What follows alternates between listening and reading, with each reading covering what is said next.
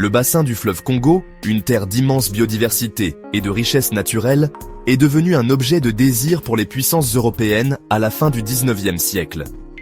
Le roi Léopold II de Belgique, poussé par l'avarice et l'ambition impériale, convoitait les ressources de la région.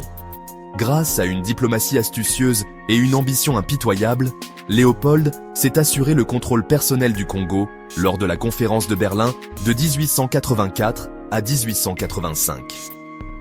Ce vaste territoire, 76 fois la taille de la Belgique, est devenu son domaine personnel, l'État indépendant du Congo.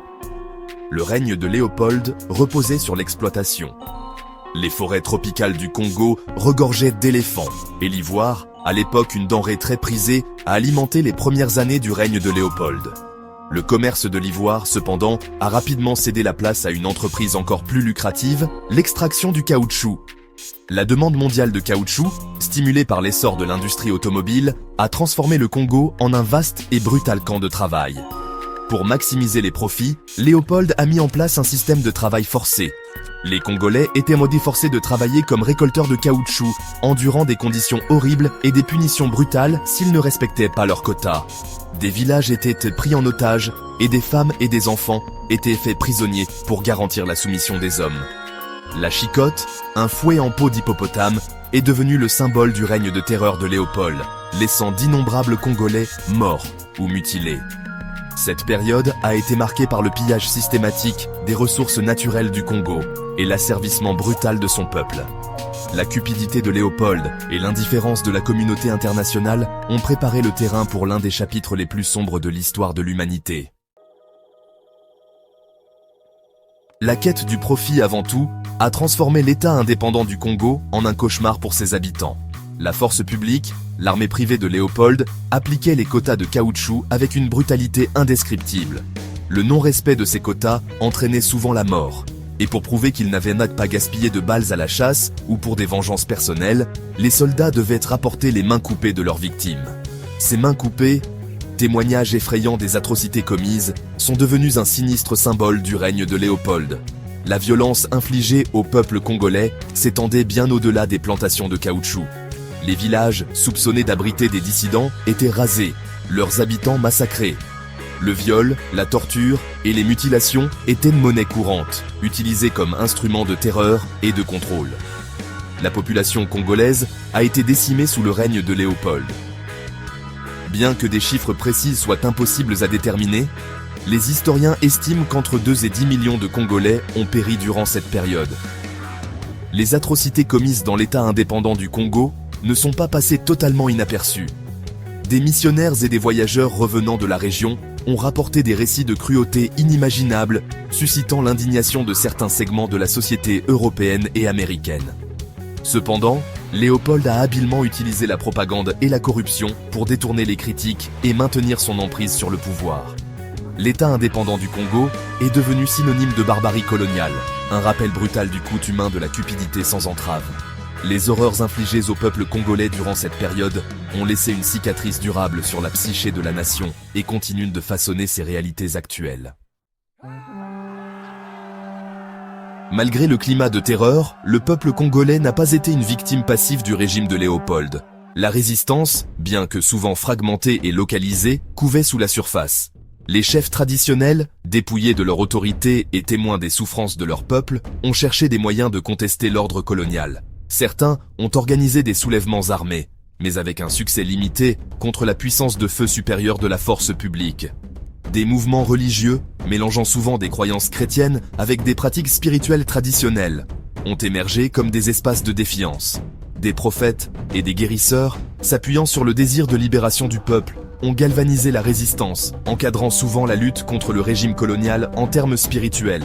Ces mouvements, bien que finalement écrasés par les autorités coloniales, ont révélé la résilience de la culture congolaise et le désir permanent de liberté. Même au sein du système d'exploitation de la production de caoutchouc, les actes de sabotage et de résistance étaient monnaie courante. Les travailleurs endommageaient intentionnellement les arbres, falsifiaient leur rendement ou s'enfuyaient dans la forêt tropicale, cherchant refuge dans des villages reculés ou rejoignant des groupes rebelles existants. Ces actes quotidiens de défiance, bien que apparemment insignifiants, ont sapé l'autorité de Léopold, démontrant les limites du contrôle colonial. La résistance du peuple congolais, bien que souvent cachée des archives officielles, témoignait de son courage et de sa détermination. Elle a jeté les bases des mouvements anticoloniaux de plus grande envergure qui allaient émerger dans les décennies à venir. Section 4. D'un fief personnel à un État colonial, le Congo sous administration belge, de 1908 à 1960. La pression internationale croissante, alimentée par les rapports d'atrocité et les campagnes incessantes de personnalités comme Udé Morel et Roger Quesman, a forcé Léopold II à renoncer à son contrôle personnel sur le Congo en 1908. Le gouvernement belge, confronté à la condamnation internationale et désireux de sauver sa réputation, a officiellement annexé l'État indépendant du Congo, le transformant en Congo belge. La transition d'un régime personnel à une administration coloniale n'a pas entraîné de transformation radicale dans la vie de la plupart des Congolais. Alors que les pires excès du règne de Léopold ont été réduits, les Belges ont maintenu un système de travail forcé et de ségrégation raciale.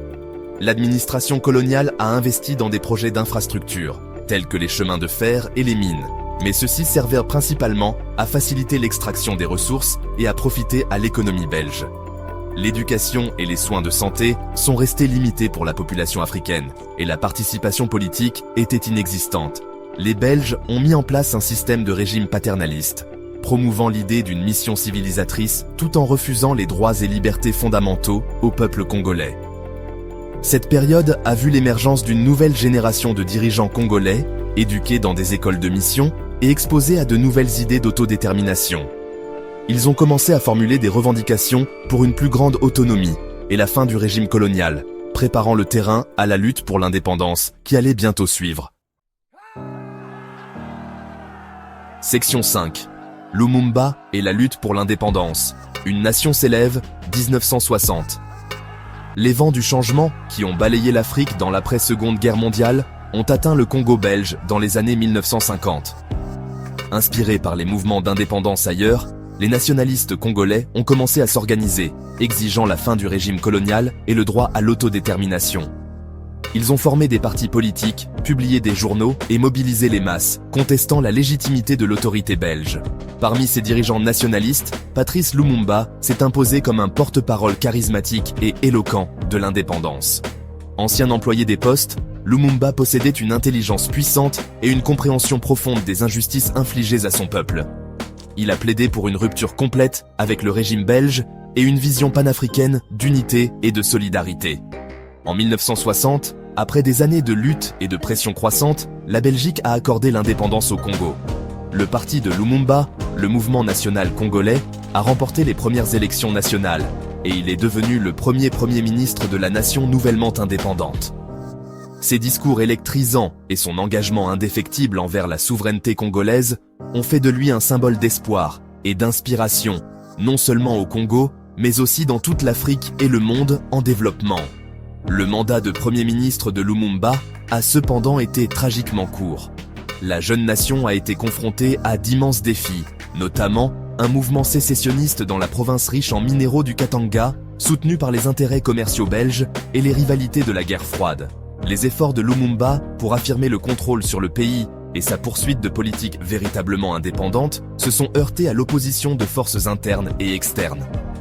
Dans le cadre d'un complot impliquant des responsables belges, la CIA et des rivaux congolais, Lumumba a été renversé lors d'un coup d'État militaire et brutalement assassiné en 1961. Son assassinat, un moment charnière de l'histoire de la guerre froide, a éteint l'un des dirigeants les plus prometteurs d'Afrique et a plongé le Congo dans des décennies de troubles politiques et d'instabilité.